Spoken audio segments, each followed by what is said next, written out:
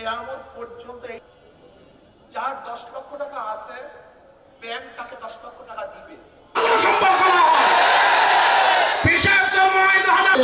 আমার ইসলামপন্থীদের পক্ষ থেকে তাকে প্রার্থী দেওয়া হবে। আমরা উপস্থিত ইসলামী আন্দোলন বাংলাদেশের কেন্দ্রীয় নেতৃবৃন্দ, আবহাওয়ার মধ্যেও আজকে যে আপনারা এখানে সমবেত হয়েছেন, ধর্ষণের মহড়া ঘটিয়েছে, খুনের মহড়া ঘটিয়েছে।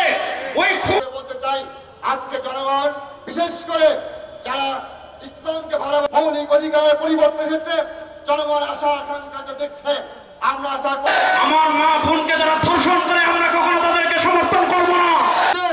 এমন একটা নেতৃত্ব আমরা পাইছি যে নেতৃত্বের কোনো